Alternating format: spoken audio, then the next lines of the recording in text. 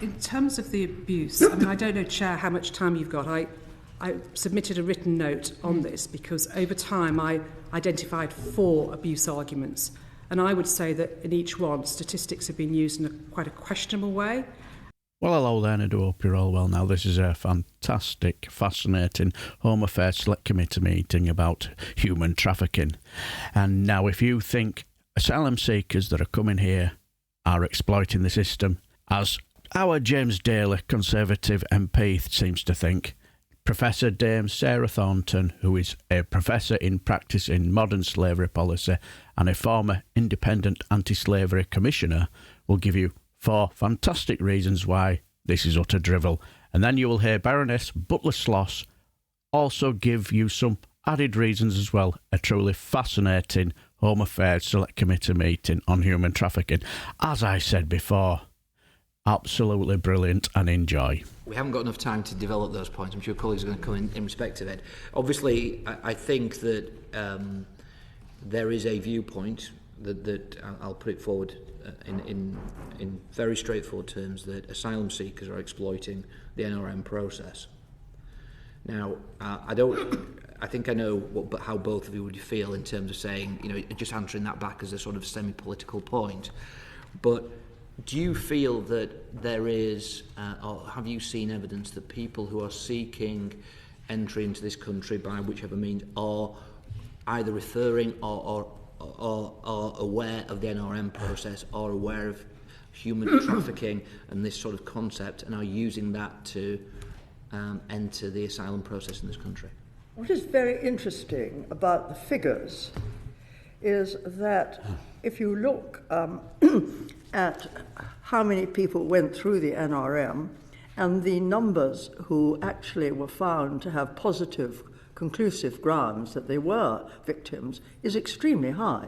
It's, I think, between 85 and 95, isn't it? Yeah, it's over 90% now. Yeah. And interestingly, from the boats, only 7% of those who've come on boats have actually gone into the NRM, and I think only something like 2% were found actually to have been victims. So the idea that the boat people are abusing the system of the Modern Slavery Act doesn't seem to be so. And also, it doesn't look as though the NRM is actually, from the statistics, being abused. It looks as though there's such a high proportion who actually get it, and the proportion of those who don't get it shows that people who may have been trying to play the game weren't successful. So in terms of the abuse, I mean, I don't know, Chair, how much time you've got. I submitted a written note on this because over time I identified 4 abuse arguments. And I would say that in each one, statistics have been used in quite a questionable way. And when asked for evidence to substantiate this, it's not really been forthcoming. If we've got time, and I'll quickly summarise them if I may. Yeah, that would be helpful. The first argument is that, and the Home Secretary used this at the second reading, was that the fact that there were 3,500 referrals a year back in 2015, and now there are 17,000, that must mean that the protections are being abused. I mean, I think there are 3 weaknesses there. The first is, as we've said, you get referred into the NRM, you don't make a claim. Secondly, there's been a huge amount of effort in trying to train first responders so they know what to look for. And lastly, it's the point that Elizabeth just made.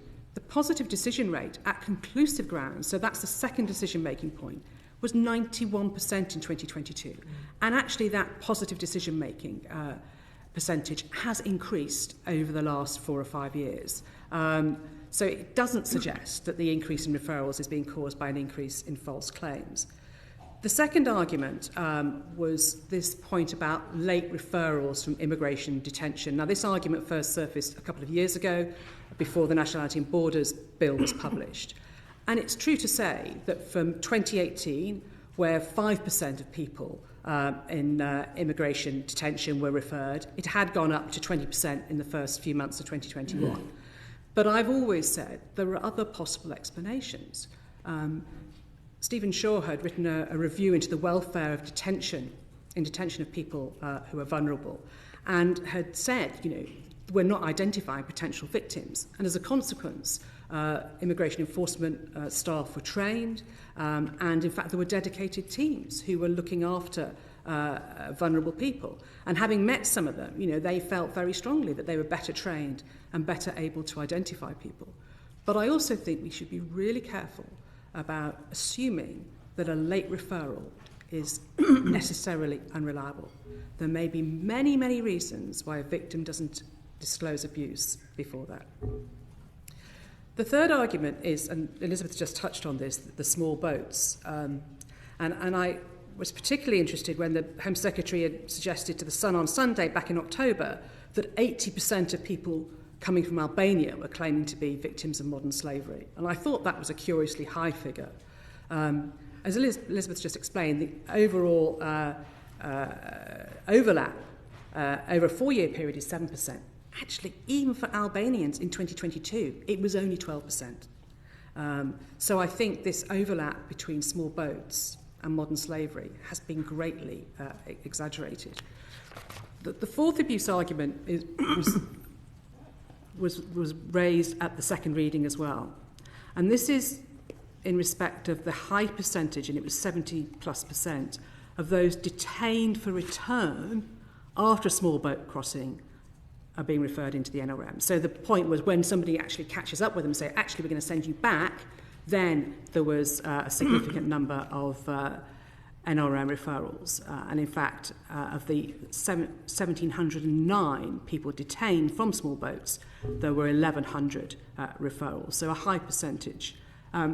We just need to be careful with that. The first thing to say is that this is a small percentage of all the 45,000 people who came last year.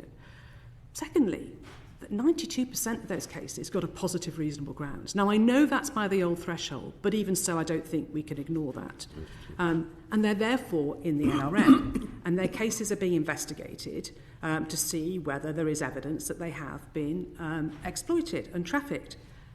And I think the use of that data suggests somehow that these are all bogus. Well, let's not make that presumption. Let's wait for the clerks and the investigators to do their job and then make a conclusive grounds decision based, on the objective facts and done fairly. So I don't think we can use that as evidence of abuse. So I think the rhetoric is really concerning, and it undermines the Modern Slavery Act, and it has a hugely chill effect on victims and survivors. They won't come forward if they hear all this rhetoric.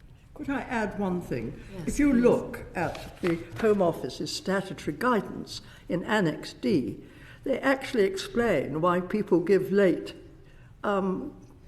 explanations of why they that they were actually victims and they'd been exploited. It takes some people a very long time to do it. Thank you. I think that's been very helpful. No, I found the whole meeting absolutely fascinating, like as I said, probably because I enjoy listening to experts, like people who watch my channel, even though I'm saying I'm no expert. But unlike our 30p Leanderthal, who was in the meeting, he was there at the start, stared into space, showed no interest in engagement or asking questions, and left practically halfway through before the end. Nowhere in sight, showed no interest.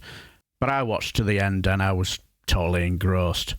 They were not impressed with our leaky Sue, as you could tell with her recent rhetoric, and I learnt a lot more and made me realise how incredibly lucky I am. I will never have to go through what these people have to go through, and I know my family won't have to either.